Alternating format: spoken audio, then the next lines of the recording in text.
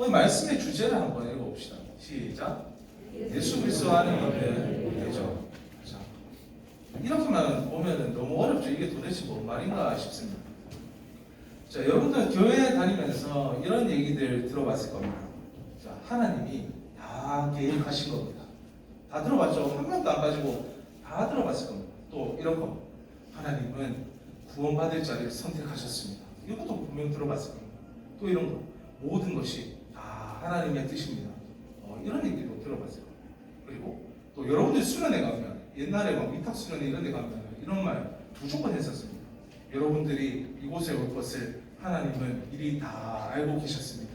하나님이 다 계획하신 겁니다. 이렇게 말합니다. 마치 나라는 존재가 특별한 존재인 것처럼 느껴집니다. 하나님께서 여러 사람들 중에서 마치 나를 구별지어서 선택하신 것과 같은 그리고 나를 하나님의 그 계획에 위대하신 그 계획에 참여하게 하시는 것만 같은 그런 느낌을 줍니다. 그리고 하나님께서 나를 하나님의 뜻 가운데서 살게 하시는 것 같습니다. 이러한 얘기를 사람들은 말씀을 통해서 이렇게 말합니다. 하나님의 예정이다. 오늘 말씀 주제에 나온 그 예정을 말하는 하나님의 예정입니다. 자, 예정이라는 말의 사전적 의미는 미리 정하거나 그리고 예상하다라는 겁니다. 즉 하나님이 미리 정하거나 예상했다라는 것이 하나님의 예정이라는 겁니다. 그런데 과연 방금 했던 그런 말들이 하나님의 예정이라고 얘기를 할 수가 있을까요? 자, 여기서 칼빈이라는 사람의 얘기를 조금만 해보겠습니다. 자, 칼빈이라는 사람이 하나님의 예정에 대해서 이야기를 하는데요. 어떻게 이야기를 하냐면 칼빈이 하나님에 대해서 막 소개를 합니다. 하나님이 이런 분이시고 저런 분이시고 이런 분이시다 하면서 막 소개를 합니다. 이 소개를 한 뒤에 하나님의 예정을 이야기를 하면서 이렇게 말합니다. 하나님께서는 우리의 삶을 우리를 선택하신다 이렇게 얘기를 합니다. 자, 이게 무슨 말이냐면 칼빈이 이렇게 이야기한 것은 우리가 하나님께 선택받은 어떤 특별한 존재라는 것을 이야기하고자 하는 것이 아니라 모든 것이 하나님께서 예정하시고 선택하신다는 것은 모든 것이 하나님의 은혜다라는 것을 강조하기 위해서 칼빈이 하나님께서 선택하셨다라는 말을 사용했던 겁니다. 그런데 후에 이 칼빈의 이 정신이, 이 신앙이 칼빈주의가 되면서 정형화가 됩니다. 딱딱해지죠. 딱딱해지면 무조건 한계를 맞이하게 됩니다. 칼빈이 말한 하나님의 은혜를 강조하기 위한 예정과는 달리 칼빈주의자들은 어떻게 말하냐면 모든 것이 다 결정되어져 있다. 이렇게 받아들입니다. 구원마저도 구원을 받을 자와 받지 못할 자가 다 결정되어 있고 그리고 우리의 삶마저도 다 결정되어 있다라고 그렇게 얘기를 합니다. 그래서 이 칼빈주의자가 말하는 이 예정은 운명론 또는 결정론이다라고 그렇게 얘기를 합니다. 인간의 어떠한 노력도 자신에게 이미 정해진 이 운명을 바꿀 수가 없다라는 겁니다. 아주 폭력적인 것이죠. 이러한 주장은 오히려 그리스도인들로 하여금 윤리의식을 결여시켰습니다. 복음 전파를 도외시하게 만들었습니다. 다 결정되어 있는데 이미 구원받을 사람들이 다 결정되어 있는데 내가 복음을 전할 이유가 어디 있겠습니까? 그리고 우리의 삶이 다 결정된 대로 그렇게 살아가는데 우리가 굳이 윤리적인 삶을 살 필요가 있겠습니까? 이러한 생각들이 교회 속에 아주 자연스럽게 스며들어 있습니다. 나는 아니다라고 그렇게 생각하지만 우리의 신앙 전반에는 이러한 것들이 기반이 되어 있을 겁니다. 설교 초반에 이야기한 것처럼 여기서 예배하는 사람들은 하나님께서 선택받은 자들이고 그러기에 예배를 드릴 수 있는 특권을 가지고 있다며 특별함을 그렇게 강조하고 있지는 않습니까? 이런 얘기 많이 하잖아요. 우리는 하나님께 예배할 수 있는 특권을 가진 자들이다. 무엇이 특권일까요? 나아가서 전도 또는 선교의 의미마저도 다 왜곡이 되어버렸습니다. 하나님의 사랑이 미치지 않는 곳에 우리가 가가지고 하나님의 나라를 확장하고 그곳에 있는 어둠의 세력을 우리가 물리치고 선택받은 특별한 자신들의 문화, 믿음의 형태에 선교, 전도의 대상을 맞추어 버리는 겁니다. 자, 여기서 우리 옛날 얘기를 한번 해보겠습니다. 우리나라 초기 선교사들 얘기를 한번 해볼 텐데요. 자, 우리나라 초기 선교사 하면 다 좋은 이미지들을 가지고 있을 겁니다. 자, 그런데 항상 좋은 것만 있지 않습니다. 좋은 것이 있다면 나쁜 것이 있습니다. 빛이 있다면 어둠이 있는 것처럼 말입니다. 자, 질문 한번 해볼게요. 연세대를 설립한 사람이 누굴까요? 연세대. 네 글자입니다. 네 글자. 언더우드 맞습니다. 학교에서 다 배웠잖아요. 자, 그러면 배제학당을 설립한 사람이 누굴까요? 네 글자. 이 사람도 네 글자입니다. R로 시작합니다. 아펜젤러. 학교에 가면 다 배우는 거죠. 자, 이 둘은 초기에 개신교 선교사로 우리나라에 들어왔습니다. 자, 그들의 눈에 우리나라는 어떤 나라였을까요? 기록에 의하면, 교회사책에 기록되어 있는 것에 의하면 우리나라를 향해서 흑암의 동굴이다 또는 우상숭배의 노예다, 황무지다 등으로 부정적 이미지로 이렇게 표현을 했었습니다. 자, 이런 일이 있었어요. 배제학당이 설립될 당시에 배제학당이 있던 터에 어떤 것이 있었냐면 임진왜란때 번개 맞은 나무가 그 터에 있었습니다.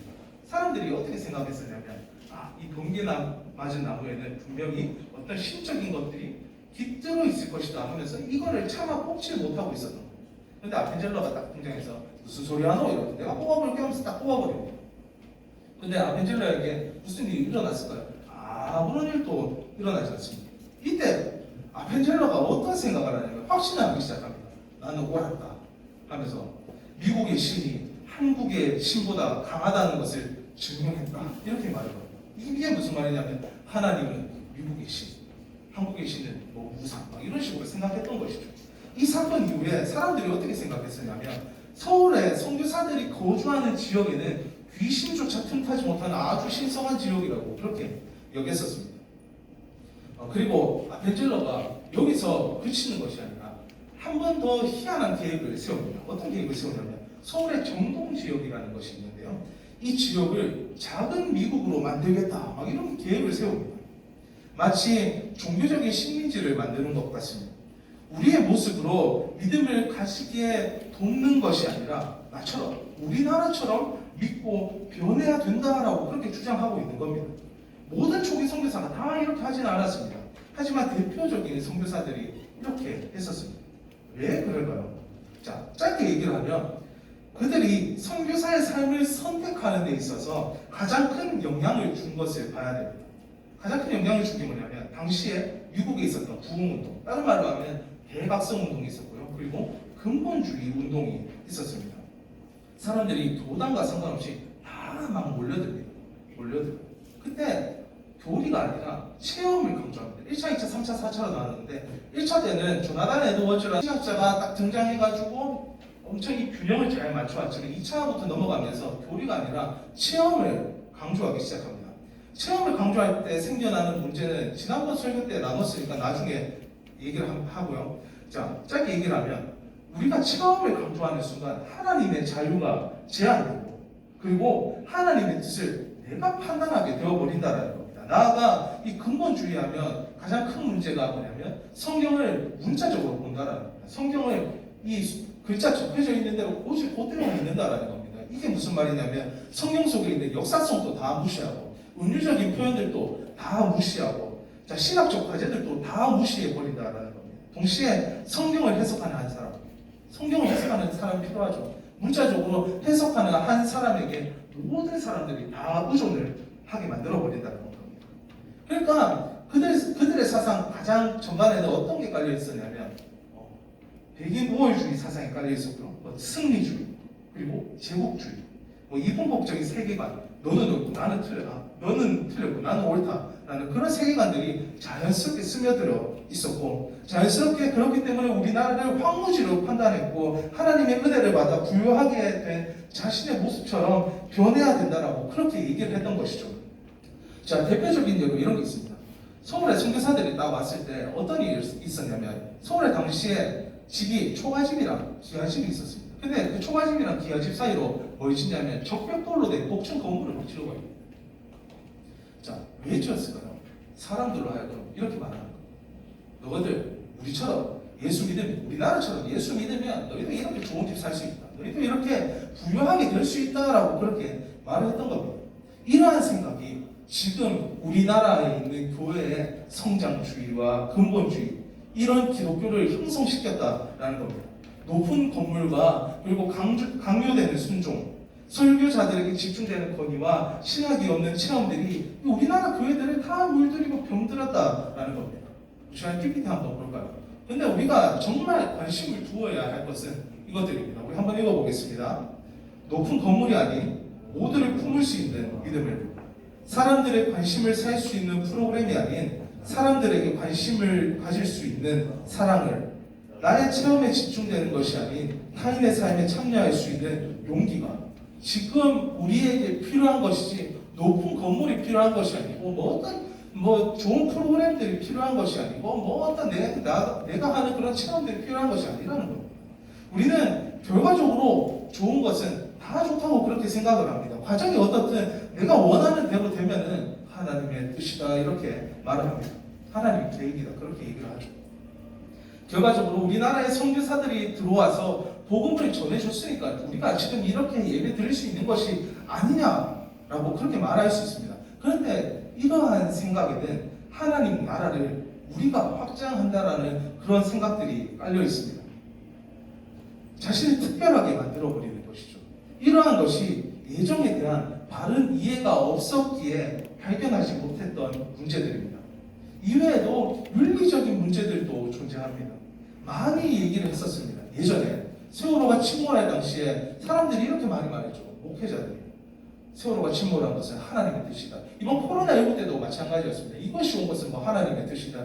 이 코로나19를 통해서 하나님은 당신의 뜻을 보여주고 계시다. 막 이런 얘기를 하는 겁니다. 여러분들은 어떻게 생각합니까?